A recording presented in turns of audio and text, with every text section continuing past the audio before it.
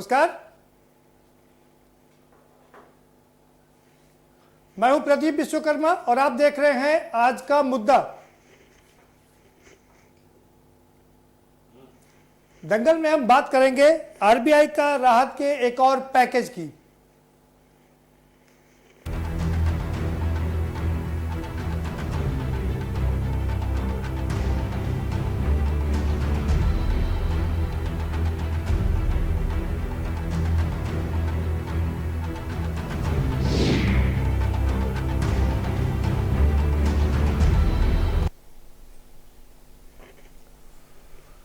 जी हां, प्रधानमंत्री नरेंद्र मोदी ने करीब करीब 21 लाख करोड़ का पैकेज का ऐलान किया था और यह पैकेज दुनिया के बाकी देशों से दूसरे नंबर पर था।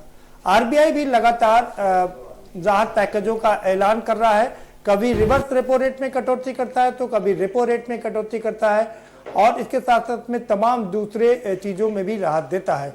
ईएमआई के लोन पर राहत दी गई, पिछली बार 3 महीने के लिए राहत दी गई। लेकिन कोरोना की मार ऐसी है कि इससे कोई बच नहीं पा रहा है और हमारा देश जहां हर चीज में तरक्की करता है वहां अब कोरोना में भी लगातार तरक्की हो रही है। कोरोना संक्रमित में भी लगातार तरक्की हो रही है। पहले हम 3-4 हजार की संख्या जब होती थी तो बड़े डरे हुए, सहमे हुए और भयभीत हो जाते थे, लेकिन अब 4,000 छोड़िए सज्जना, 5,000 और 6,000, 24 घंटे में 6,000 कोरोना संक्रमित हो रहे हैं और ये अभी बढ़ने की ही आशंका है, ये कम नहीं होगा। इसके बीच आरबीआई के गवर्नर शक्तिदास ने एक और राहत पैकेज का ऐलान कर दिया है। इस बार रिवर्स रेपो रेट में कमी नहीं की है, बल्कि रेपो रेट में 0.40% की कटौती कर दी है। तो रेपो रेट अब घट करके मात्र 4% तक आ गया है। इसके अलावा और भी तमाम चीजों पर उन्होंने राहत का ऐलान किया है।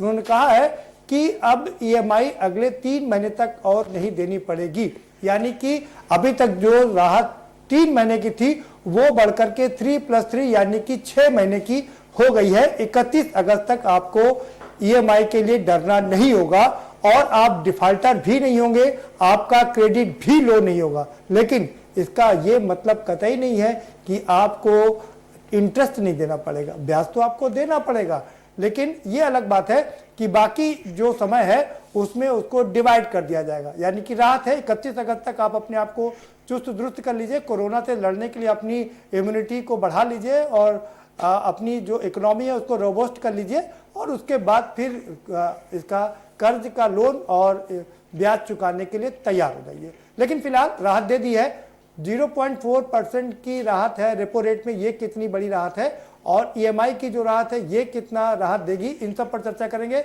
उसके अलावा एक और आज पहली बार शक्तिदास जी ने स्वीकार कर लिया कि यूंकि इससे पहले बता दें कि अभी तक देश की तमाम संस्थाएं बता रही थी कि भारत की जीडीपी निगेटिव रहेगी। कोई 1.4% बता रहा था, कोई 2.5% बता रहा था, लेकिन फिच ने इसको निगेटिव बताया था और आज शक्तिदास ने स्वीकार कर लिया कि हाँ, जीडीपी हमारी 2021 में निगेटिव रहेगी।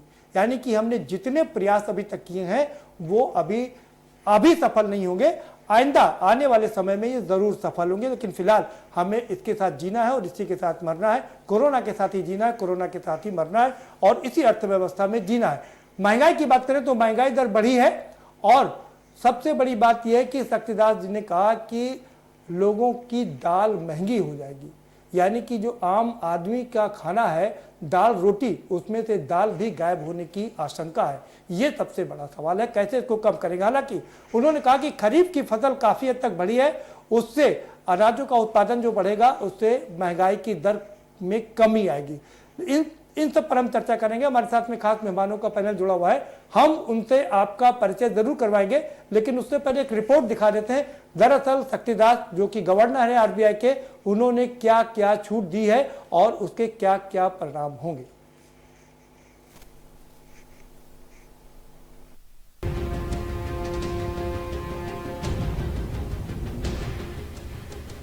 कोरोना संकट को देखते हुए मोदी सरकार ने करीब 21 लाख करोड़ के आर्थिक पैकेज का ऐलान किया था।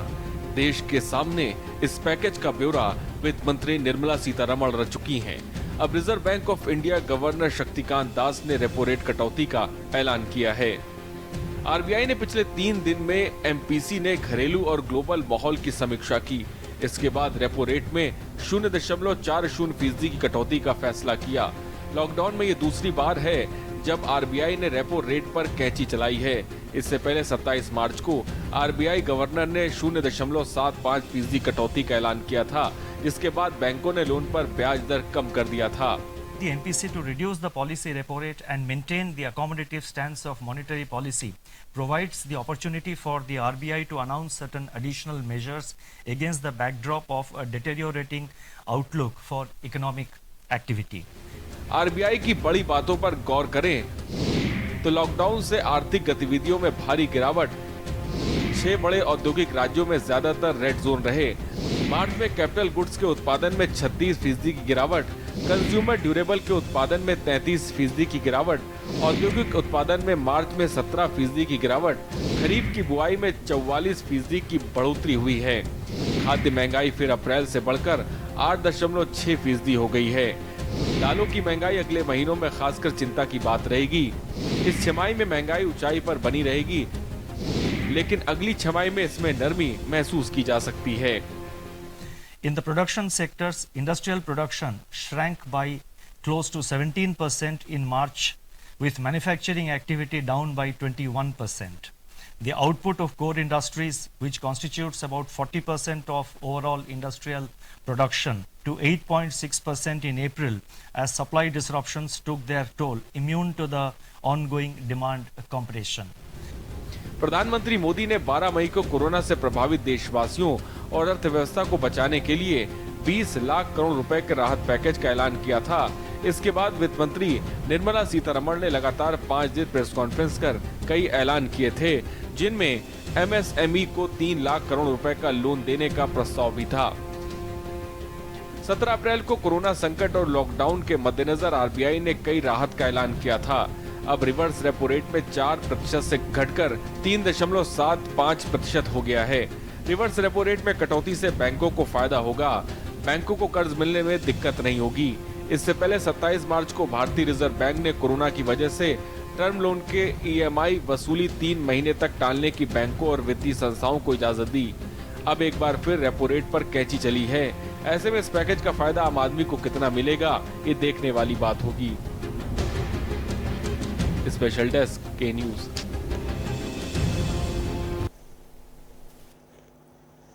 जी हाँ, लेकिन इस बीच एक और खबर आपको बता दें कि ये जो राहत का ऐलान हुआ है उससे जो हमारा सेंसेक्स है उसमें कोई उत्साह नहीं आया है। उसमें गिरावट जो थी वो लगातार जारी है और निफ्टी में भी कोई खास इसमें उछाल नहीं आया। कोई खास उछाल की तो छोड़ दीजिए, कोई उसमें रौनक नहीं आई है, उसने संज्ञान ही नहीं लिया है। और जो 150 पॉइंट पर थी निफ्टी वो वहीं तक पड़ी हुई है, सेंसेक्स भी नीचे पड़ा हुआ है। तो क्यों नहीं सेंसेक्स इसमें उछाल मारा, जबकि लगातार आरबीआई इतनी कोशिश कर रहा है। इसी पर चर्चा करेंगे और बाकी चीज़ें जो आरबीआई ने ऐलान किया उस पर चर्चा करेंगे। हम अपने मेहमानों से आपका परिचय करा देते हैं। हमारे साथ धनंजय शुक्ला जुड़े हुए हैं, भारतीय जनता पार्टी के युवा नेता हैं, स्वागत है आपका। उबैदुल्ला साहब है हमारे साथ में, कांग्रेस के नेता प्रवक्ता हैं, आपका भी स्वागत है। वरिष्ठ पत्रकार हमारे साथ सुरेश बहादुर सिंह जी जुड़े हुए हैं, आपका भी बहुत स्वागत है। और दो खास मेहमान हमारे साथ कानपुर स्टूडियो से जुड़े हुए हैं, एनके सिंह साहब पूर्व संयुक्त आयुक्त हैं, आपका भी स्वागत है। और जितेश जमतानी साहब भी जुड़ चुके हैं, उद्योगपति हैं, आपका भी बहुत स्वागत है। सीधा धनंजय का रुख करेंगे। धनंजय, एक और राहत पैकेज। देखिए प्रदीप सर, बिल्कुल सही आपने कहा। देखिए सरकार ने यानी कि आरबीआई ने सभी को देखते हुए, जितने भी आम आदमी थे लगभग परेशानी को देखते हुए, चाहे जो लोग परेशान थे कि उनको मतलब अब अगर मान लीजिए कोरोना तो अभी चल ही रहा है, साथ साथ में अगर कुछ आगे भी, तो आरबीआई ने ये सब सारी चीजों को देखते हुए कुछ चीजों में छूट दिया। जैसे ईएमआई का भी डेट कुछ बढ़ गया और काफी व्यापारियों के लिए, इंडस्ट्री के लिए कुछ मतलब राहत मतलब पैकेज का ऐलान उन्होंने किया है, तो जिससे मुझे लगता है कि आम आदमी के लिए कुछ इससे फायदा होगा। जी अच्छा, आम आदमी के लिए फायदा होगा। चलिए उबैदुल्ला साहब, क्या कहेंगे आप? आरबीआई लगातार घोषणा पर घोषणा कर रही है, राहत पैकेज दे रही है, लेकिन चीजें अभी कंट्रोल में नहीं आ रही। कोरोना की मार बड़ी जबरदस्त है, पूरे विश्व में इसकी मार है। ये राहत पैकेज कहेंगे क्या इसको? ये तो लोन पैकेज है ना जी। ईएमआई में जो छूट दी गई वो 3 महीने के मॉरेटोरियम दिया गया है, छूट तो नहीं दी गई है जी। 3 महीने बाद फिर आपको उसका लोन तो देना ही होगा, उसका इंटरेस्ट तो देना ही होगा। इंटरेस्ट पे कोई छूट दी है क्या? इंटरेस्ट पे भी कोई छूट नहीं दी है। हाँ, ये छूट दिया साहब इंटरेस्ट देने के लिए आप फिर लोन ले लीजिए, यानी एक आप हमारे जो आम आदमी है ईएमआई लेने वाले, उनको आप कर्ज के विशेष सर्किल में, कर्ज के मकड़जाल में उनको फंसाने की कोशिश की रही है।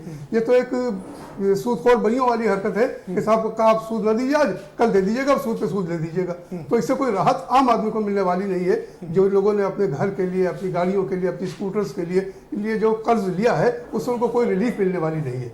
अगर सूद में छूट दे दी होती, सवाल ये कि देखिए जो आप कह रहे हैं कि आम आदमी को मिलेगा, आम आदमी को मिल सकता है, इसमें क्या मिल रहा है? क्या बैंकों को जो राहत मिली है 0.4% की, क्या वो निचले सप्ताह का जो लोन देंगे, क्या वो निचले लोन लेने वालों को उसकी सहूलत मिलेगी? हमें तो नहीं लगता कि ऐसा कुछ मिलेगा, इसलिए कि बैंकों की वित्तीय हालत खुद ही बहुत खराब है, वो कहाँ से इसका इंटरेस्ट दे पाएंगे। तो प्रॉब्लम ये है कि लोन को राहत कहा जा रहा है, हम इस पर बिल्कुल मुत्तफिक नहीं है, बिल्कुल गलत बात है। लोन जो है वो राहत बिल्कुल नहीं है। लोन को राहत कहा जा रहा है। दीपेश झमतानी साहब का रुख करेंगे, उद्योगपति हमारे साथ जुड़े हुए हैं। दीपेश झमतानी जी, क्या कहेंगे आप? जी सर, जो राहत पैकेज का ऐलान किया है आरबीआई। हाँ जी, जो राहत पैकेज का आज ऐलान करा गया है आरबीआई की तरफ से, मुझे लगता है कि हमें कुछ दिन देने चाहिए और इस चीज़ को देखना चाहिए कि किस तरीके से आरबीआई इसको इम्प्लीमेंट करेगा, और सबसे पहले हमारे नेशनल बैंक्स और फिर प्राइवेट सेक्टर इसको किस तरीके से इंड्यूस करके जल्दी से जल्दी पैकेज को डाउनफॉल करके हम लोगों को राहत दे पाएगा। जो एमएसएमई सेक्टर है उसको बहुत ज़रूरत है इस वक्त की हर तरीके का सपोर्ट हो, चारों तरफ से हो। लेकिन इस चीज़ का दूसरा पहलू हमको ये भी देखकर चलना चाहिए कि इस बार हम लोग हर तरीके से, पूरा देश तैयारी कर रहा है कि हम लोग इस मुकाम पे पहुंच चुके हैं कि हम चीज़ों को पहले से तैयारी लेकर चल रहे हैं। कम से कम हम लोग इन चीज़ों को, गलतियों को दोहराने की कोशिश नहीं कर रहे हैं कि ये गलतियां जब हो जाएं, जब सेक्टर्स बिल्कुल आर्थिक व्यवस्था सेक्टर्स की खराब हो जाए, उसके बाद हम उनको मरम्मत करना शुरू करें। मुझे लगता है कि आरबीआई ने भी जो तैयारी करी है और जो हमारे मुख्यमंत्री नरेंद्र मोदी जी ने भी जो राहत पैकेज दिया है, मुझे लगता है ये सब इन चीजों को मद्देनजर रखते हुए है कि आज हम लोग तैयार हैं कि ऐसी कोई भी मुश्किलें जो आएंगी हिंदुस्तान उनको पार कर पाएगा और बहुत ही आगे। जी का पद मत कम करिए, प्रधानमंत्री है नरेंद्र मोदी जी। जी जी जी, सॉरी, प्रधानमंत्री जी, माफ करिएगा, गलती से आपसे बोल गए होंगे जी, आप, जी, जी। लेकिन मोदी जी प्रधानमंत्री जी जी जी जी जी। तो उनके राहत पैकेज को मुझे लगता है कि हम लोग हर तरीके से सपोर्ट में लेकर, और हम लोगों को सबको एक दूसरे को सपोर्ट करना चाहिए, बैंकों को सपोर्ट करना चाहिए, हर सेक्टर को एक दूसरे को देखते हुए आगे बढ़ना चाहिए। टेक्नोलॉजी हमारा बेस बनना चाहिए और मुझे लगता है कि इसके साथ ही देश इस चीज से उभरेगा नहीं, बहुत ही अच्छी तरीके से और बहुत ही उम्दा तरीके से हम लोग पूरी विश्व में जाने जाएंगे कि भारत ने किस तरीके से इस मुश्किल का और इस वक्त का सामना किया। सुरेश जी, जो वो कर रहे हैं उसको न बताकर वो जो नहीं कर रहे हैं उसके बारे में उन्होंने उसका उल्लेख किया है। आपको अपनी बात कहने से पहले मैं बताना चाहूंगा, उस प्रकरण की याद दिलाना चाहूंगा। हालांकि आदरणीय प्रियंका वाड्रा जी काफी संवेदनशील हैं बसों के बारे में, प्रवासी श्रमिकों के बारे में अपने वक्तव्यों को लेकर, तो मैं उनको स्मरण कराने के लिए केवल उस प्रसंग को बता रहा हूं कि कोटा में हमारे उत्तर प्रदेश के तमाम विद्यार्थी कोचिंग करने के लिए गए थे और उनको लाने के लिए हमारी सरकार ने 27 अप्रैल में उनसे 17 अप्रैल के आसपास राजस्थान सरकार से कहा था कि हमें अपने बच्चों को लाना है, क्योंकि उनके अभिभावक और स्वयं बच्चे काफी परेशान अवस्था में थे। जब हमने उनसे राजस्थान सरकार से कहा तो राजस्थान सरकार ने इसे स्वीकार किया और स्वीकार करने के बाद उन्होंने कहा कि आप बच्चों को ले जाइए, अपनी बसों को आप भेजकर इनको ले लीजिए। मैं इसका प्रसंग का इसलिए उल्लेख कर रहा हूं कि उन्होंने वार्ता के दौरान ये नहीं कहा कि मैं आपके बच्चों को बॉर्डर पे भेजे देता हूं, हमारे राजस्थान की बसें हैं, मैं उनको भेज देता हूं, क्योंकि वो राजस्थान में ही काम कर रहे थे, राजस्थान में ही उनका अध्ययन का क्षेत्र था। उन्होंने यह न कहा कि आप अपनी बसें भेज दीजिए। यहां से अनुमान किया गया कि लगभग वहां पर हमारे 10,000 बच्चे होंगे और हमने 560 बसें भेजी। अब प्रश्न यहीं से शुरू होता है कि हमने जब बसें भेजी तो वहां पता चला कि 12,000 के आसपास बच्चे हैं और जो बाकी शेष बचे 10,000 बच्चों के अलावा जो बच्चे बचे थे जो हमारी 560 बसों में नहीं आ पा रहे थे, उनका विशेष आग्रह था कि आप हमको भी ले चलिए, यहाँ तो खाना पानी भी नहीं मिल रहा है, यहाँ रहने के लिए विशेष प्रकार का कोई सुविधा भी नहीं है, ना भोजन की व्यवस्था है, ऐसी स्थिति में हमको उत्तर प्रदेश ले चलिए। वो अपनी व्यथा को बता रहे थे, उसको देखकर उत्तर प्रदेश सरकार ने के हमारे अधिकारियों ने रोडवेज के राजस्थान के रोडवेज के अधिकारियों से वार्ता की है और जब उनसे वार्ता की तो उन्होंने कहा कि हम आपको अतिरिक्त बसें देंगे लेकिन उसका भुगतान उत्तर प्रदेश को करना होगा, इसकी आप एक लिखित अपील हमसे करिए कि आप उसका भुगतान कर देंगे। हमारे यहाँ के उत्तर प्रदेश रोडवेज के अधिकारियों ने लिख कर भेजा कि आप हमको अतिरिक्त बसें दे दीजिए, हम उनका भुगतान करने में हमें आपत्ति नहीं है। अब अतिरिक्त बसें जो दी गई, इत्तेफाक था कि वहां पर जो हम लोग की उत्तर प्रदेश की जो बसें थी उनमें डीजल की कमी हुई तो डीजल राजस्थान रोडवेज के पेट्रोल पंप से डीजल भराया गया। तो राजस्थान सरकार ने तत्काल इसको देखते हुए 19,76,000 रुपए का बिल भेज दिया, जिसका भुगतान 5 मई को ही हम लोगों ने उत्तर प्रदेश सरकार ने कर दिया है। रोडवेज विभाग ने माननीय परिवहन मंत्री के आदेश पर उसका भुगतान हो गया। अब इसके बाद उन्होंने फिर से एक रिमाइंडर भेजा और रिमाइंडर की कॉपी आपको उपलब्ध हो जाएगी। ये रिमाइंडर भेजा उन्होंने कि आपको जो 94 बसें दी गई थी उन बसों का जो भुगतान है वो आपने अभी तक नहीं किया। इसके उपरांत 36,36,664 रुपया भुगतान का उन्होंने रिमाइंडर भेजा। अब ये रिमाइंडर पर रिमाइंडर आ रहा हो और वो संवेदनशीलता उस समय याद आ रही है आदरणीय प्रियंका वाड्रा जी की, राजस्थान सरकार की, कि निरीह बच्चों के बस से भिजवाने का किराया वसूल रहे। 94 बसों का किराया वो 36,36,664 रुपया का भुगतान दे रहे हैं और दूसरी तरफ ये संवेदना व्यक्त करते हुए कह रहे हैं कि हम राजस्थान की बसें आपको बॉर्डर पे भेज रहे हैं। एक तरफ आप पैसा ले रहे हैं, दूसरी तरफ आप बसों को भेजने का बॉर्डर पे आप किस नियत से और किस कारण से कर रहे हैं। 8 मई को आपने रिमाइंडर फिर क्यों किया था कि आप बसों का भुगतान हमें जल्दी से जल्दी करिए। आप हमसे भुगतान वसूली का मांगते हैं और दूसरी तरफ आप संवेदना दिखाते हैं। ये दोहरी मानसिकता मैं समझता हूं कि इस राष्ट्रीय नेतृत्व को शोभा नहीं देती। और एक तरफ उप मुख्यमंत्री जी बयान दे रहे हैं कि हमारी बसें वहां पर गई, उनको उन्होंने लिया नहीं।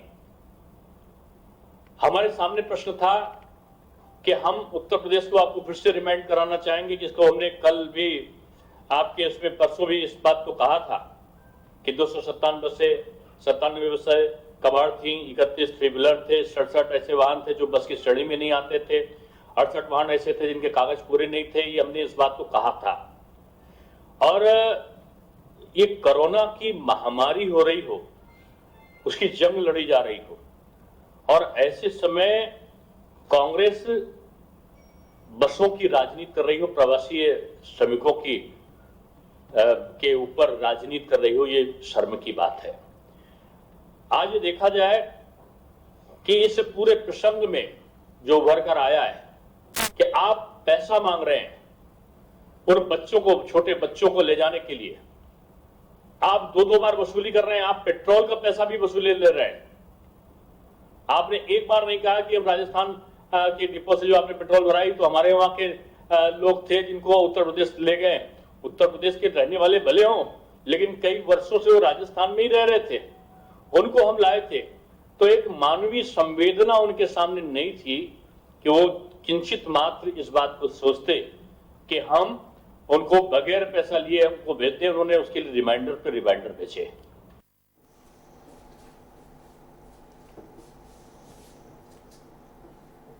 जी हाँ, ये है डॉक्टर दिनेश शर्मा जो बता रहे थे कोटा से जो बच्चे आए थे उनका बिल राजस्थान ने 36 लाख रुपए का भेज दिया और रिमाइंडर पर रिमाइंडर भेजा, जिसका उत्तर प्रदेश की सरकार ने भुगतान भी कर दिया। अब बसों को लेकर के अभी रार चल रही है। उधर प्रियंका गांधी वाड्रा कह रही कि हमारी बसों का इस्तेमाल नहीं किया गया, हम उतनी बसों से 92 लाख लोगों को घर पहुंचा सकते थे।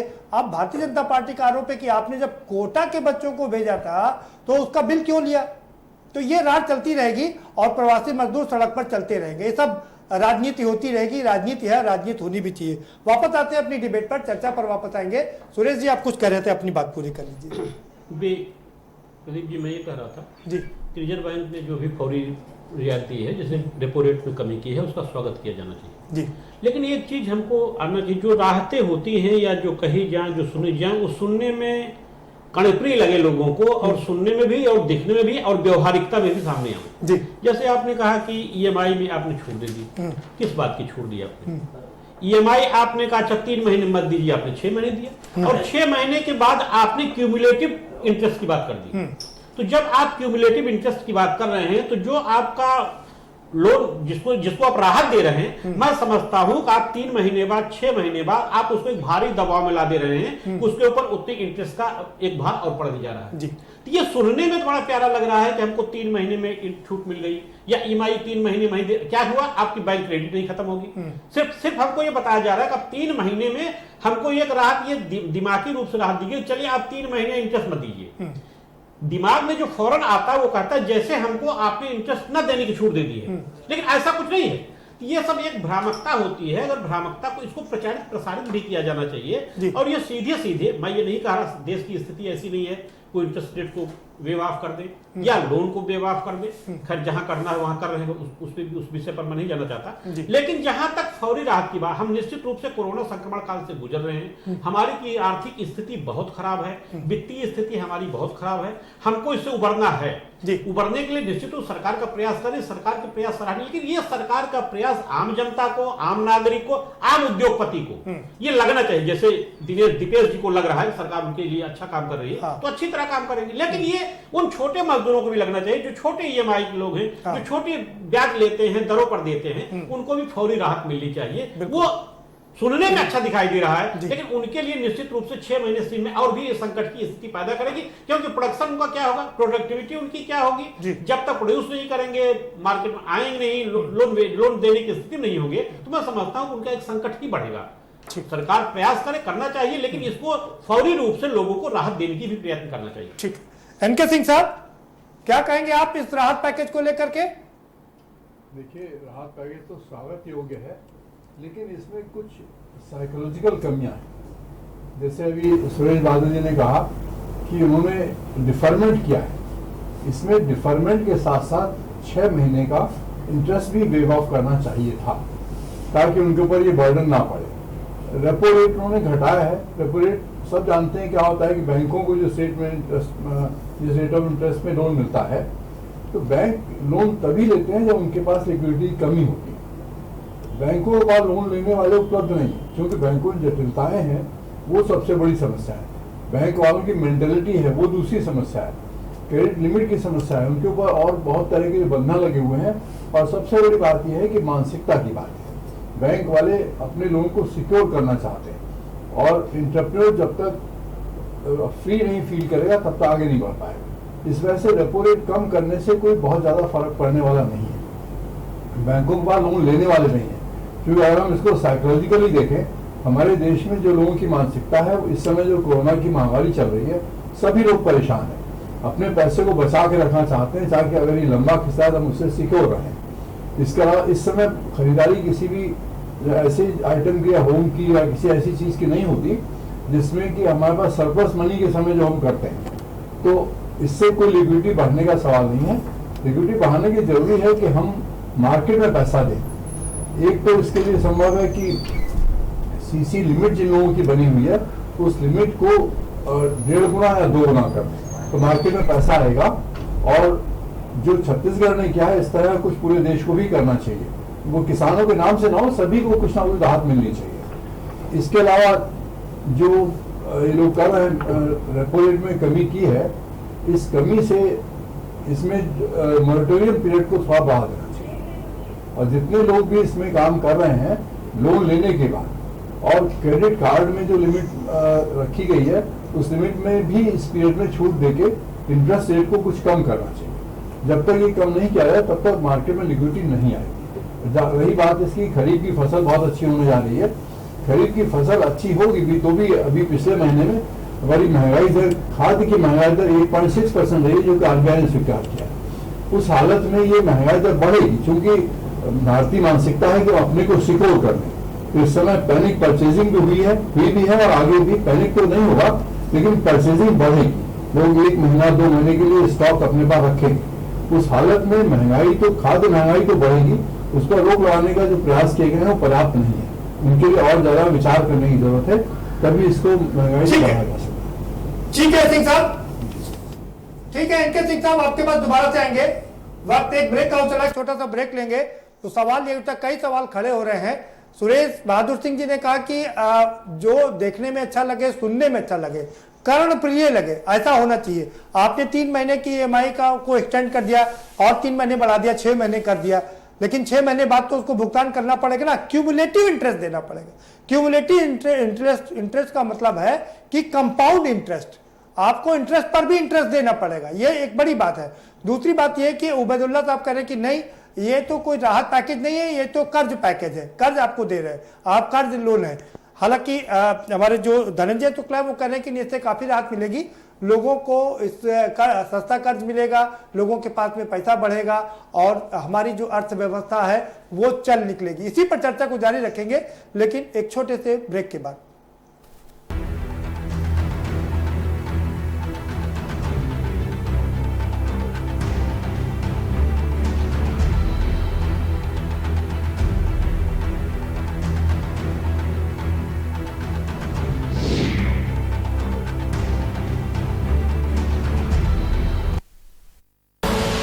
आप देख रहे हैं के न्यूज, खबरों का सारथी।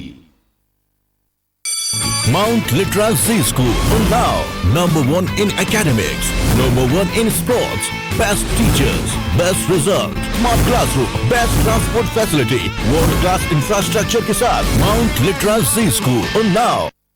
खुदी को आजमाया है तो ये अंदाज आया है, खुदी को आजमाया है तो ये अंदाज आया है। तुम में भी मैं हूँ शुद्ध प्लस। हरिम परम, उस परमात्मा के श्री चरणों में प्रणाम करने से हमारे जीवन के दुख दूर हो जाते हैं। सूत जी ने सनकादिक ऋषियों से कहा, उस परमात्मा के चरणों का स्मरण करो, उसका भजन करो, उसका संकीर्तन करो, उसका स्मरण करो, तुम्हारे जीवन के सारे दुख दूर हो जाएंगे। सनकादिक ऋषियों समेत श्री सूत जी ने यहाँ पर भगवान श्री कृष्ण के चरणों का ध्यान किया है, उनके स्वरूप का ध्यान किया है। आप सभी भगवान श्री कृष्ण को प्रणाम कर लें। सच्चिदानंद रूपाय विश्वोत्पत्त्यादि हेतवे। आप देख रहे हैं के न्यूज, खबरों का सारथी। तो राजस्थान वाले भी बड़े नालायक है, मतलब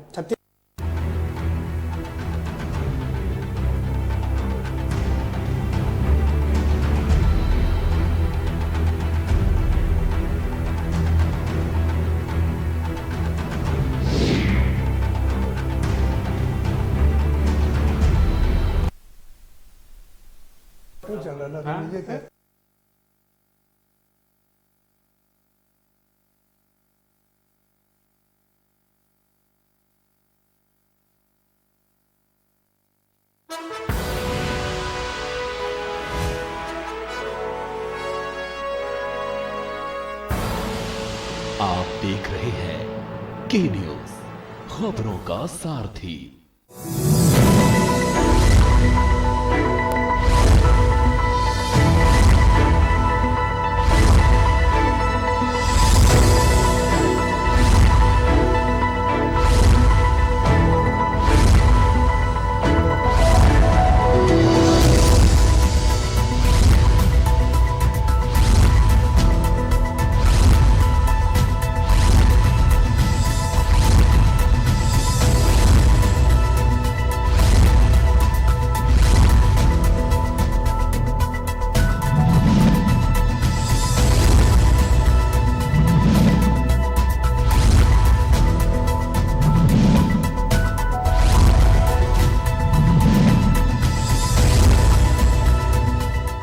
करें अपने जीवन को कृतार्थ, सुने श्रीमद् भागवत कथा रोज प्रातः 6:30 बजे मेरे साथ सिर्फ के न्यूज इंडिया में।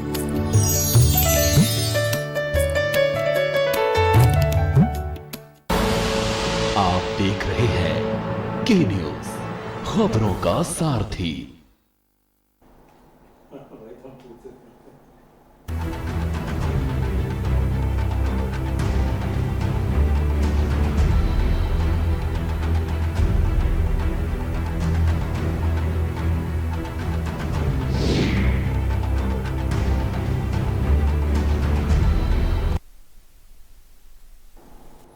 ब्रेक के बाद आपका स्वागत है और हम चर्चा कर रहे हैं कि प्रधानमंत्री के करीब 21 लाख करोड़ के पैकेज के बाद और एक बार फिर से आरबीआई के गवर्नर शक्तिकांत दास सामने आए और उन्होंने एक और राहत पैकेज का ऐलान किया।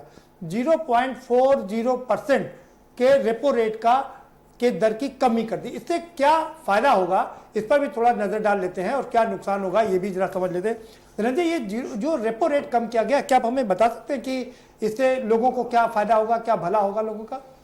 देखिए, जो ये रेपो रेट जो आरबीआई ने कम किया है, इससे फायदा यही है कि आम लोगों, जैसा कि देखा जाए तो महंगाई दर की संभावना जो है लगभग जो है कुछ कम हुआ है। साथ में लोगों को राहत भी एक मिला हुआ है। जैसा कि देखा जाए, चाहे होम लोन हो या जो ईएमआई लोन जिन्होंने लिया है, उसके लिए आरबीआई ने यह एक प्रोसेस उन्होंने बनाया कि अगर कोई आदमी अगर चाहे तो अपनी ईएमआई को भरता भी रहे, अगर भर पा रहा है तो उसको एक राहत पैकेज के तहत उन्होंने अपने रेपो रेट को कम करते हुए या उन्होंने लागू किया है।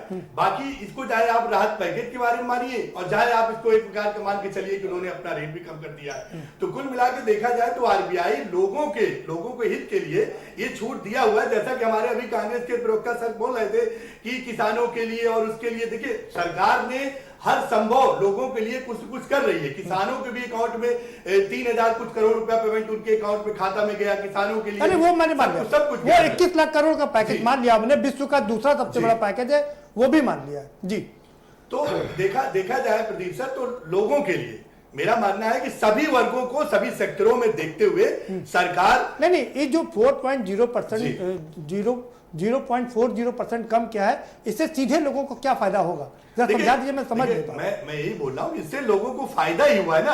अब जैसे जो आम आदमी है, जो आम आदमी बेचारे जो है, जैसे मान लीजिए बहुत छोटे छोटे लोग व्यापारी हैं, वो ईएमआई अभी नहीं देना चाहते हैं, उनको अभी एक राहत मिल गया। भाई चलिए ठीक है।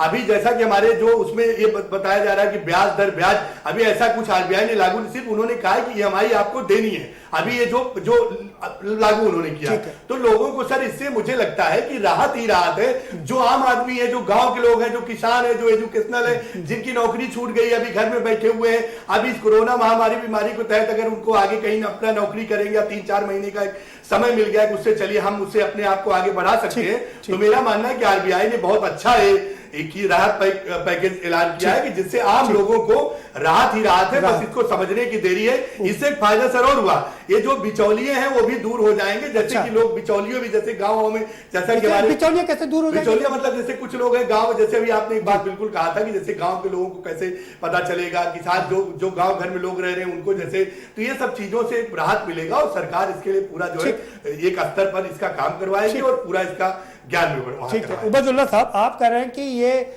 राहत पैकेज नहीं है, ये ऋण लोन है, लोन मेला है, लेकिन आपको नहीं लगता कि जिन्होंने कर्ज ले रखा है उनको अगर थोड़ा कम पैसा देना पड़ेगा तो उनके लिए तो बड़ी राहत की बात है ना? पैसा कम कैसे देना पड़ेगा जी? भाई रेपो रेट का कम होने का रेपो मतलब रेट कम किया ना, रिवर्स रेपो रेट के बारे में तो कुछ कहा नहीं जी। ये तो नहीं, रिवर्स रेपो रेट का आपका क्या मतलब है? रिवर्स रेपो रेट तो बैंक टू बैंक में होता है ना, रेपो रेट तो सीधा सीधा कंज्यूमर के साथ में होता है। कंज्यूमर को क्या फायदा मिलेगा? कंज्यूमर को फायदा ये मिलेगा, उसको इंटरेस्ट कम देना पड़ेगा 0.4% जी, 40% से 3.35 40% नहीं, 0.04% जी, 0.04% ही है ना जी।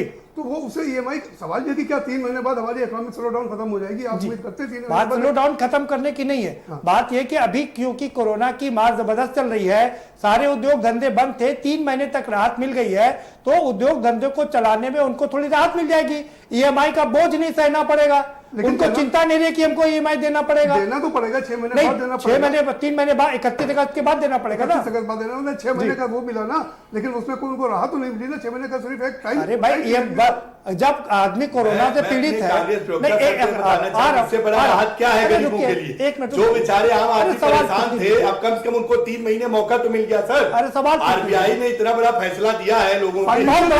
फाइनेंशियल रिलीफ क्या है? फाइनेंशियल रिलीफ बताइए भाई, फाइनेंशियल रिलीफ क्या है जरा बता दीजिए आप। आज नहीं देंगे, धनंजय जी बताइए जी, फाइनेंशियल रिलीफ क्या है जरा बता दीजिए। देखिए फाइनेंशियल रिलीफ का मतलब यही है सर कि देखिए उन्होंने जैसे जिनकी ईएमआई थी, अब उसको एक राहत दिया उन्होंने, पैकेज भी उसी में जाए, आप उसको पैकेज मानिए, जाए आप फाइनेंशियल मानिए, मेरा मानना तो यही है।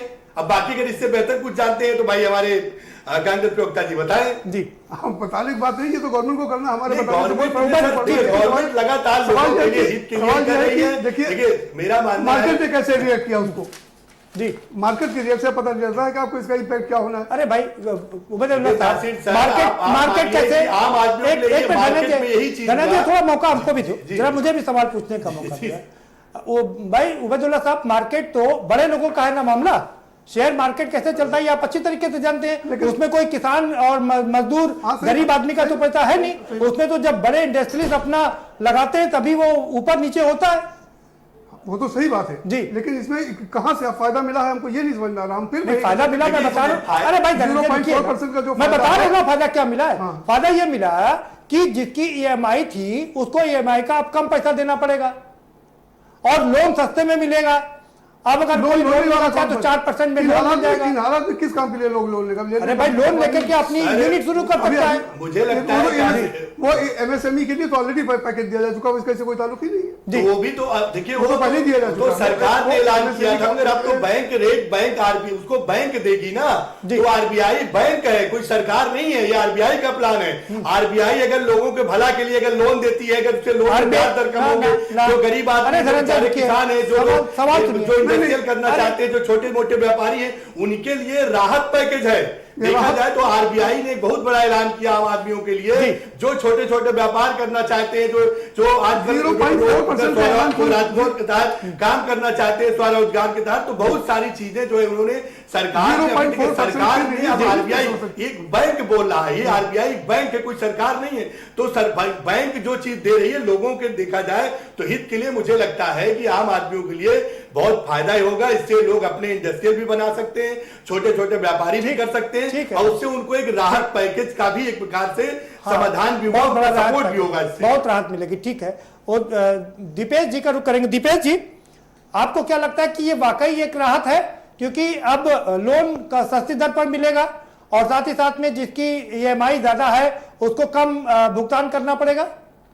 सर मुझे लगता है इस चीज़ का ये एक बहुत ही इम्पोर्टेंट पहलू है। मैं धनंजय जी से बिल्कुल अग्री करता हूं कि हमें कुछ वक्त तो ये देखना पड़ेगा कि इस चीज़ का एमएसएमई सेक्टर को बहुत बड़ा एडवांटेज मिलता है कि हमें कुछ वक्त और मिल जाता है अपने लोन की भुगतान करने के लिए और अपने लिमिट्स को रोटेट करने के लिए, और कैश इनफ्लो हमारे लिए एक तरीके से बहुत ही ज़रूरी है। और इसका आरबीआई के साथ लेकर और जो अभी तक का सरकार ने अनाउंसमेंट्स करे हैं उसके साथ एक बहुत ही ज़रूरी पहलू ये भी है कि मोदी जी हमारे कहना चाह रहे हैं कि हम आत्मनिर्भर भारत बनाएं। उसके लिए सबसे इम्पॉर्टेंट सेक्टर एमएसएमई सेक्टर है और उसकी ग्रोथ के लिए ज़रूरी है कि हमको इस वक्त इस तरीके के रिलैक्सेशन दिए जाए। मैं इस चीज़ से भी अग्री करता हूं कि अगर हमें कुछ वक्त सबसे इंपॉर्टेंट सेक्टर एमएसएमई है। सुन लीजिए, सवाल सुनिए, सबसे इंपॉर्टेंट सेक्टर एमएसएमई है। एमएसएमई और उद्योगपति ये कहते हैं जब उद्योग चलेंगे तो श्रमिकों को रोजगार मिलेगा, और इस नाम पर काफी पैसा लेते हैं सरकारों से। सवाल ये उठता है कि जब लोगों के पास में परचेसिंग पावर नहीं रहेगी लोगों के पास में खरीदने की क्षमता नहीं रहेगी, आप प्रोडक्शन करके करेंगे क्या? मार्केट में तो मांग है नहीं, डिमांड है नहीं, सप्लाई करके आप करेंगे क्या? सर, इसमें एमएसएमई सेक्टर के बहुत से पहलू आते हैं और इसको सब तरीके से मद्देनजर रखते हुए एमएसएमई सेक्टर से उन्होंने अगर शुरुआत करी है, क्योंकि मुझे लगता है कि ये जो 40 बेस पॉइंट का बेनिफिट है अगर ये एमएसएमई सेक्टर को सबसे पहले दिया जा रहा है, क्योंकि इसमें डायरेक्ट इंपैक्ट हमको पड़ता है और हमारे को रिलैक्सेशन मिलता है, तो उस चीज को आगे के दर पे देखा जाए तो तभी इधर से जब प्रोडक्शन शुरू होगा, जब डिमांड क्रिएट होगी, तो ही ये एक तरीके से फ्लो ऑफ इकोनॉमी शुरू होगा। इस चीज का डिमांड क्रिएट होगी, डिमांड कैसे क्रिएट होगी? जी, उबैदुल्ला साहब पूछ रहे हैं डिमांड कैसे क्रिएट होगी? सर, हम लोग जिन घरों को सपोर्ट करते हैं, जब उधर से शुरू होती है बात कि वहां पर जब उनको कैश इन्फ्लक्स प्रॉपर रहता है तो हर तरीके से काम चलना शुरू हो जाता है। एक इंजन होता है, ये पूरी एक इंजन की प्रोसेस है और जब ये चालू होगी तभी डिमांड क्रिएट होगी। और इसको ऑल्सो हमें ये भी देखना है कि जो देश खुल रहे हैं या जो मार्केट्स खुलना शुरू हुए हैं उनमें भी हर सेक्टर में नहीं, बेरोजगारी दर 50 साल में सबसे लो आ चुकी है जी। इसकी डिमांड जो क्रिएट होती है उसकी, कोरोना महामारी में 15 करोड़ लोग बेरोजगार हुए जी, उनकी वो कैसे, उनकी परचेसिंग पावर को इंक्रीज करने के लिए क्या किया गया है? सर, मुझे लगता है एमएसएमई सेक्टर को रिलैक्स करने से इस चीज की बेरोजगारी पे भी फर्क आता है, क्योंकि हम लोग प्रोवाइड कर पाते हैं सारे घरों को, हम लोग प्रॉपरली सारा एमएसएमई कोई दे देंगे तो जनता का क्या होगा? सरकार कुछ बाकी लोगों का भी सोच लीजिए, उद्योगपतियों का ठीक है, एमएसएमई का ठीक है। सुरेश बहादुर सिंह जी, आपने बहुत अच्छी बात की, क्या आपको ये कर्णप्रिय लग रहा है? मैं आप ही की बात आपसे पूछ लेता हूँ। देखिए, आ रहा हूँ सर आपके पास। बहुत एक सरल भाषा में इसको समझने की जरूरत है, बहुत ज्यादा कॉम्प्लिकेशन नहीं होना चाहिए जी। प्रयास, सरकार ने एक प्रयास किया है कि जैसे ओडी ओपी प्रोडक्ट्स है उनकी चर्चा हाँ, ये अच्छी बात है। छोटे उद्यमियों को उन्होंने प्रोत्साहित किया है कि जो लोग छोटे लोग हैं वो लोन लेने जाएं जी, ना, लोन लेके अपना कारोबार शुरू करें। ये जो प्रयास उनका है, जो अपने रेपो रेट की बात, ये तो समझने का एक सीधा सा प्रयास है, उसको उन्होंने प्रयास किया है कि छोटे लोग उद्यमी जाएं और अपना उद्यम शुरू करें, एक रोजगार की व्यवस्था करें, जिससे जो है आगे। लेकिन अब इसकी ये व्यवस्था कर देना जी, पहले होता था, ये समझने की जैसे आज हमने लोन लिया जी, आज अगर हमने 22 तारीख को लोन लिया, 22 मई को, तो हमें 22 जून को एक उसकी पहली किस्त देनी होती थी, ठीक है जी। हमारा उद्योग शुरू हुआ नहीं हुआ, प्रोसेस में आया नहीं आया, लेकिन हमें वो भुगतान जो है करने की एक हमारी जो है जो हमारी कैपेसिटी थी, जो हमारे ऊपर आता था, उसकी जानकारी हो, वो हमको सरकार ने एक फौरी छूट दी है, ये हमको समझना चाहिए। उस छूट को बढ़ा करके उन्होंने 3 महीने, ये देखने सुनने बड़ा अच्छा लग रहा है, लेकिन वहीं ये भी एक सच्चाई है, उसका हमें एक एक्स्ट्रा इंटरेस्ट भी देना पड़ेगा, जो हमारे पर बोझ पड़ेगा, जिसको हमें समझ। लेकिन अब कुछ न कुछ कोई ऐलान अभी नहीं हुआ। अरे है भाई, कर दिया आपने, जो मैं कह रहा हूँ आपने लगभग ध्यान से सुना नहीं सकते राज जी को। अब एक चीज, दूसरी चीज, जहां तक डिमांड और सप्लाई की बात कर रहे हैं, बहुत बेसिक फैक्टर है कि 2.5 महीने 3 महीने लॉकडाउन के दौरान जो है हमारा प्रोडक्शन जीरो हो गया जी। अब हमको नए सिरे से प्रोडक्ट्स को शुरू करना है, तो नए सिरे से जो भी चीजें शुरू होगी, देखिए जहां आपकी मशीनरी थी ठप पड़ी है, पहले तो उनको आप इंफ्रास्ट्रक्चर को मजबूत करेंगे, उनको ले आएंगे, तो जो जैसे जैसे प्रोसेस लाएंगे, ऐसा 1-2 दिन का 3 दिन का प्रोसेस नहीं है। अच्छा, उसके बाद दूसरी बार हमारे ऊपर एक लॉकडाउन की जो महामारी थी, उसके बाद एक दैवीय हमारी महामारी, दैवीय आपदाएं आ गई। आपने देखा होगा कि हमको ओलावृष्टि, बाढ़, ओलावृष्टि से, मतलब इस समय सारे आफत एक साथ जो अभी आरबीआई ने आशंका, जैसे अभी आप देखिए हमारे यहाँ अरहर की फसल की मतलब कोई पैदावार हुई ही नहीं इस बार, बिल्कुल, जो अरहर की फसल की पैदावार नहीं हुई है, तो आप सोचिए स्वाभाविक रूप से, जैसे आरबीआई ने भी आशंका जाहिर कि 1 महीने बाद जब हमको अरहर की दाल की आवश्यकता पड़ेगी, तो निश्चित रूप से हमें उसको महंगे रेट पर लेना पड़ेगा, बिल्कुल, तो महंगाई भी वहीं बढ़ने की आवश्यकता। जब महंगाई बढ़ रही है तो हमारी परचेजिंग पावर भी कम हो रही है, बिल्कुल, तो हमको अब एक बैलेंस बनाने की जरूरत है। सरकार ने एक बैलेंस बनाने के लिए छोटा सा प्रयास, मतलब ये दिया है, प्रोत्साहित लोगों को किया है। अब उस प्रोत्साहन में निश्चित रूप से संकट तो आपको आएगा, कष्ट तो आपको झेलना पड़ेगा, लेकिन इकोनॉमी चूंकि इसी तरह से सुधरेगी। एक और चीज अच्छी बता दें आपको कि सरकार जब 21 लाख करोड़ का पैकेज का ऐलान करी थी, सीतारमण 4 दिन में, उन्होंने 5 दिन में विस्तार से बताया। एक अच्छी बात उन्होंने ये भी कही थी कि जो लोग नए लोन लेंगे, एमएसएमई के लोग, उनको अगले 1 साल तक ना तो मूलधन देना पड़ेगा, ना ही ब्याज देना पड़ेगा, उसके बाद उनको मूलधन और ब्याज रिटर्न करना शुरू ठीक करना है, उनका पड़ेगा। मानना है उसमें प्रोडक्शन जब उनका शुरू हो जाएगा। जी, जी। और जब उनको तो ये एक अच्छी खबर है। जब इसमें उनका दोनों लोगों का मार्केट फायदा आने होगा। लगेगा, जी। मार्केट में उनका प्रोडक्ट आने लगेगा, प्रदीप जब सर, उनका और मतलब धन्यवाद। प्रोडक्शन व्यवस्था में- प्रोडक्शन तो तभी शुरू होगा ना जब कंजम्पशन होगा, डिमांड हाँ, होगा। जी। डिमांड कैसे क्रिएट होगी, सबसे बड़ा मसला ये है कि डिमांड कैसे क्रिएट की जाएगी। प्रदीप सर, मैं ये बोलना हाँ, चाहता हूं, क्रिएट इसमें दो लोगों को फायदा। देखिए, जिनका अभी 3 महीना आप में एक मिनट रुकिए। कोरोना के तहत सिंह साहब के पास काम जाना। बंद पड़ा जी। हुआ है, उससे आएंगे धनंजय जी, आपके पास आएंगे। एनके सिंह साहब के पास। सिंह साहब, आप कुछ कहना चाह रहे थे, आप अपनी बात रख सकते मैं हैं। कह रहा हूँ कि रेपो रेट को शायद गलत, ये हमारे जो उद्योगपति हमारे पास बैठे हुए हैं वो शायद उसको गलत इंटरप्रेट कर रहे हैं।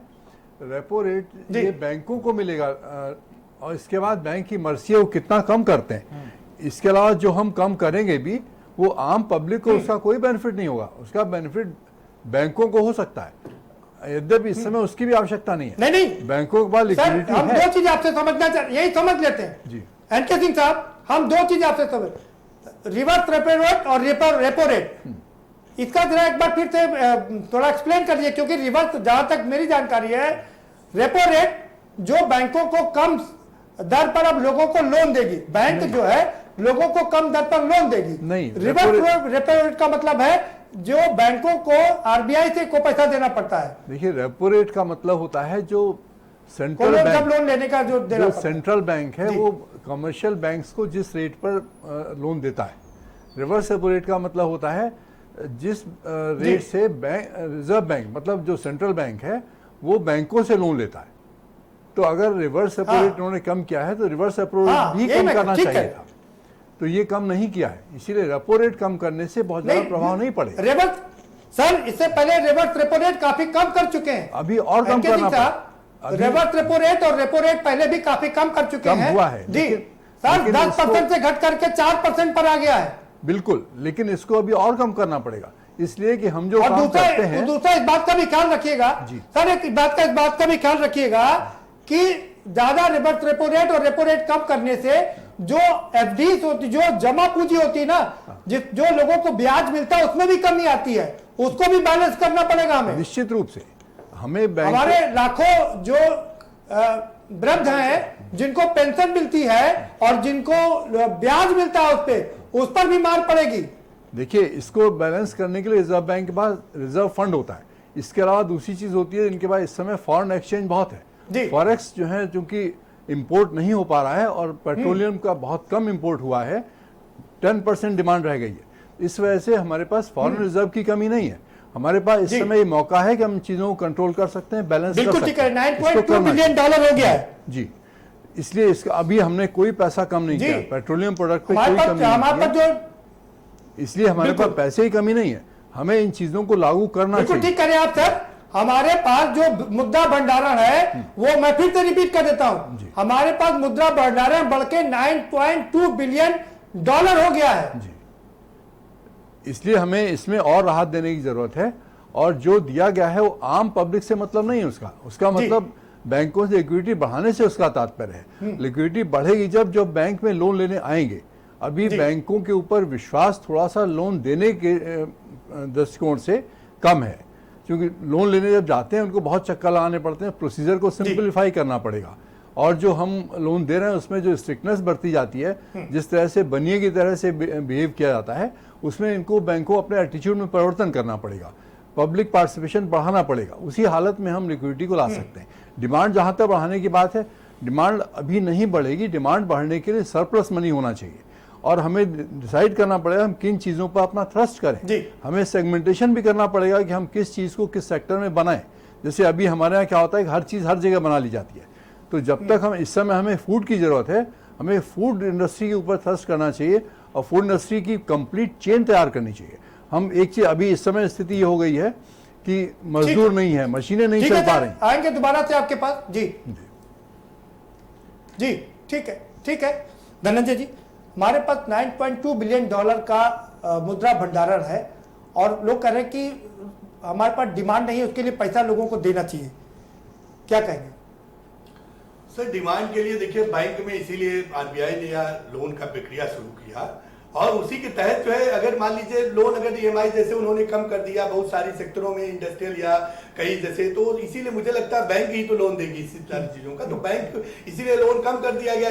जिन लोगों की इंडस्ट्रियल बंद पड़ी हुई है, जिन लोगों का चल रहा है, दोनों को राहत देते हुए। अगर सीधे किसी को पैसा दे दिया जाए तो उसमें कोई दिक्कत है क्या? नहीं देखिए, सीधे भी दिया जा रहा है ना, वही तो मैंने कहा ना, जो लोगों का पहले से, जो लोग पहले से काम कर रहे हैं, जो लोगों का पहले से लोन चल रहा है, उनको लोन शायद सीधे भी दे सकती है बैंक, और जो लोग नए हैं उनको भी दिया जा रहा है। तो सरकार और बैंकों ने मतलब जैसा कि दोनों को देखते हुए मुझे लगता है कि जारी किया। जिनका भाई जो लोग 3-4 महीने से बंद पड़े हुए हैं, जिनका अपना जो भी कारखाना, जो भी छोटी मोटी फैक्ट्रियां रही हैं या उनका तो लोन ऑलरेडी चल ही रहा था ना सर, उनको एक फायदा हुआ, उनको 3 महीने का राहत हो गया, और जो नए लोग लेंगे उनको भी राहत मिल गया। आप तो दोनों लोगों को राहत दे रहे हैं ना सर। ठीक करे, बहुत सारे पूरे देश को। उबैदुल्ला साहब बताइए भाई, कह रहे सारे लोगों को राहत मिल गई, आप कह रहे कुछ मिला ही नहीं है। चलिए उसको छोड़िए, सबसे बड़ी बात यह है कि इकोनॉमी की पहिया को बढ़ाने के लिए डिमांड और सप्लाई का मामला ठीक करना जरूरी है। डिमांड तभी बढ़ेगी जब आपकी परचेसिंग पावर बढ़ेगी। अभी रघुराम राजन जी से जो बातचीत हुई थी, रघुराम राजन जी ने बहुत सही बात कही थी कि आप सिर्फ हर जो जरूरतमंद है, जो वल्नरेबल तबके हैं, उनके हाथ में आप 10-10 हज़ार रुपया दे दीजिए सिर्फ, इससे आपके फाइनेंशियल बर्डन जो है लगभग 65,000 करोड़ रुपए का आएगा।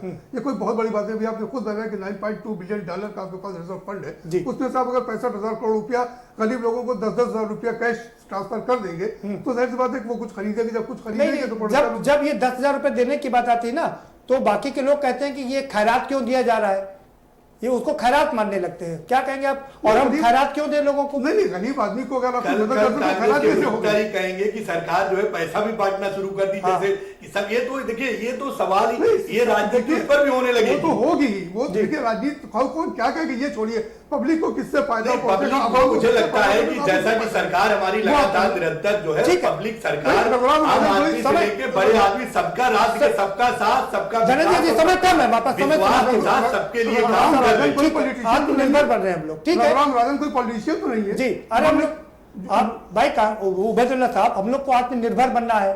आत्मनिर्भर बनने के लिए अगर हम फ्री में पैसा दे देंगे तो हम आत्मनिर्भर कैसे बनेंगे? एक बात मदद करना, अभी जब अगर हमने किसी को खाना दे दिया, अभी हमने किसी को खाना दिया, एक दफे किसी को मेला लगा हुआ उत्तर प्रदेश में, आप लोन मेला ही लगा रहे हैं, खाली पैसा नहीं दे रहे जो है वो ठीक थोड़ी होता है। ठीक है भाई धीरे जी, किसी को हम पैरों पर खड़ा करने की कोशिश करते हैं। दीपेश जी, ठीक है, समय कम बचा है। दीपेश जी क्या कहेंगे कि लोगों के पास में पैसा नहीं है, और कांग्रेस के उबैदुल्ला साहब कह रहे हैं कि रघुराम राजन कह रहे हैं 10-10 हज़ार रुपए लोगों को बांट दीजिए, परचेसिंग पावर बढ़ जाएगी और आपके पास लोग माल खरीदने के लिए आ जाएंगे। सर मैं उबैदुल्ला जी की बात से अग्री करता हूं, लेकिन इस चीज को ही अगर हम दूसरे तरीके से देखें कि आज अगर सेक्टर ग्रो करता है एमएसएमई का, और अगर वो सेक्टर प्रोवाइड कर पाता है लोगों को और लोगों की इंप्लॉयमेंट बढ़ती है, तो वो 10,000 रुपए उन लोगों तक पहुंच जाएगा, लेकिन ना कि वो उनके हाथ में डायरेक्टली आप कह रहे हैं जैसे कि खैरात की तरह नहीं दिया जाएगा, लेकिन वो उनके एक सैलरी की तरह दिया जाएगा और वो एक कंटिन्यूअस साइकिल बन जाएगी। और जब वो साइकिल, जिस चीज की मैं बात पहले कर रहा था कि एक इंजन की तरह है, जब वो साइकिल शुरुआत होगी और जो हमारा जो सेक्टर है वो सेक्टर इस तरीके से 10,000 रुपए देने की बात आ रही है, उस पर टोटल 65,000 करोड़ रुपया खर्च होगा। ये अगर एमएसएमई को दे दिया जाए तो वहां से साइकिल चल के नीचे मजदूरों के पास आ जाएगा। मैं कह रहा हूं सर, इससे कम से कम सेक्टर की जो आत्मनिर्भर भारत की है उसकी ग्रोथ के साथ साथ सेक्टर्स भी ग्रो करेंगे और लोगों के साथ उसकी परचेजिंग पावर की जो बात कर रहे हैं सर, वो भी बढ़ना शुरू हो जाएगी वापस से। और ये एक साइकिल है, इसमें वक्त लगेगा। मैं इनके सिंह सर के साथ भी अग्री करता हूं कि ये इसमें थोड़ा सा वक्त लगेगा। सुरेश जी आपका फाइनल कमेंट, आपने सारे लोगों, ठीक है दीपेश जी माफ करिएगा, इतना ही समय है। जी सुरेश जी, ये तात्कालिक समस्या का समाधान हो सकता है जो उबैदुल्ला साहब ने कहा। इसके पहले मैं आपको बहुत पीछे ले जाना चाहूंगा, याद दिलाऊंगा 1989 की बात है, जब देश के प्रधानमंत्री हुए थे बीपी सिंह ने, तो उन्होंने किसानों का कर्जा माफ किया था। 10,000 किसानों 10,000 किसानों का कर्जा माफ किया था। और अब वो एक परंपरा बन गई हर चीज की। ये डेवलपमेंटल ग्रोथ का ये बहुत बड़ा तरीका नहीं है। जब तक हम अपने को अगर हम किसानों की परचेजिंग पावर खरीद देते, बढ़ा देते, मिनिमम जो प्राइसेस हैं उनके कमोडिटीज की उसको बढ़ा देते, तो मैं समझता हूं किसानों को उनकी जरूरत न पड़ती, ठीक, उससे बेहतर मूल्य मिलता। बिल्कुल। और निश्चित रूप से कहीं ना कहीं उनका जो है क्या समय क्या ज्यादा भाव लग रहा है जी। नहीं ठीक है, ठीक। मैं उस पर खैर वो बात नहीं करना जाना चाहता। मैं सिर्फ इतना कहूंगा आदमी के छोटे उद्यमियों को निश्चित रूप से सरकार का जो प्रयास है, लेकिन क्या मैं सवाल, मेरा छोटा सा आंसर चाहिए, क्या सब कुछ राहत उद्योगपतियों को देना चाहिए, वहीं तो पैसा नीचे आना चाहिए? जी नहीं जी, बिल्कुल नीचे आना चाहिए। और हमें अब जब आत्मनिर्भर बनाने की बात हो रही, अपने देश की बात हो, तो मुझे समझता हूं कि मुझे पहले से अपनी परंपरागत चीजों, हमें अपनी चीजों को डेवलप करना चाहिए। जैसे हमने कहा ना ओरल, जैसे हमने कहा ना हम अपनी चीज डेवलप करें, जैसे ओपी की एक कार्यक्रम जो शुरू हुआ है हमारे जिलों में, अगर उसको ही हम शुरू करें, वहां से अपने प्रोडक्ट शुरू करें, तो निश्चित रूप से हम गांव के स्तर पर बेरोजगारी भी दूर करेंगे और समृद्धि होगी। ठीक है, एनके सिंह साहब, सर आपका फाइनल कमेंट क्या कहेंगे आप? देखिए, जैसे हमारे पत्रकार महोदय उन्होंने बहुत अच्छी बात कही है। ओडीओपी का कॉन्सेप्ट अगर हम गहराई से देखें तो वो ठीक है, लेकिन हमारे देश के लिए ठीक नहीं। हमारे देश में हर जगह सब तरह की इकाइयाँ होती हैं, मैं इसको गहराई से एक्सप्लेन कर सकता हूँ, समय नहीं है। दूसरी चीज़ जो है, हमें मार्केट में मनी इन्फ्यूज़ करनी पड़ेगी, और मनी इन्फ्यूज़ करने के लिए हमें नोट छापने पड़ सकते हैं, जो बहुत ज़रूरी चीज़ है, और देर सवेर करना भी पड़ेगा। दूसरी चीज़, हमें जो पैसे देने की बात है, जितने मजदूर हैं, कह चुके हैं कि 5.4% होने जा रहा है इस समय इन्फ्लेशन। नहीं, लोन इन्फ्लेशन तो बढ़ेगा। फिजिकल डिफिसिट है ना, देखिए, इकोनॉमी में कोई चीज़ आइसोलेशन में नहीं होती, वो इन्फ्लेशन तो बढ़ेगा। इन्फ्लेशन कंट्रोल करने और भी तरीके हैं। मैं दूसरी बात कर रहा हूँ, जितने हमारे मजदूर आए हैं उन सब का हम ये ले लें, उनका डिटेल ले लें, और वो किस चीज़ में एक्सपर्ट हैं, उनकी जानकारी करने के साथ ही हम उनको 2 या 3 महीने की सैलरी प्रत्येक माह देते रहें। और जो लोग उसमें अगर झूठ भी बोलेंगे, ये हमें तत्काल प्रभाव से कर देना चाहिए।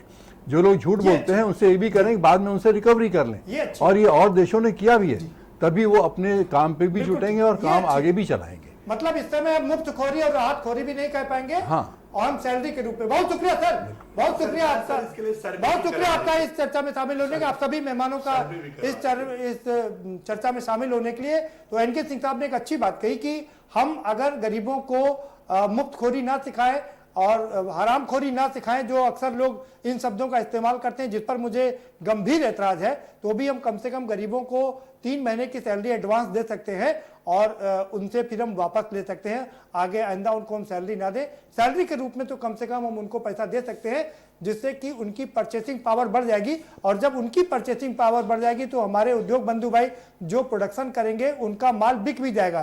क्योंकि अभी सबसे बड़ी समस्या यही आ रही है कि प्रोडक्शन तो शुरू हो गया है, माल खरीदने वाला कोई नहीं है, क्योंकि महंगाई दर 8.6% पर बढ़ गई है और आगे लोगों को दाल रोटी खाना भी मुश्किल हो जाएगा, क्योंकि दाल पर बहुत बुरी तरीके से मार पड़ी है। और शक्तिदास जी ने खुद कह दिया है कि दाल की महंगाई बढ़ जाएगी, इसको हम अभी फिलहाल रोक नहीं पाएंगे। फिलहाल इस कार्यक्रम में इतना ही, आप हमें दीजिए इजाजत और बाकी खबरों के लिए देखते रहिए के न्यूज़ इंडिया।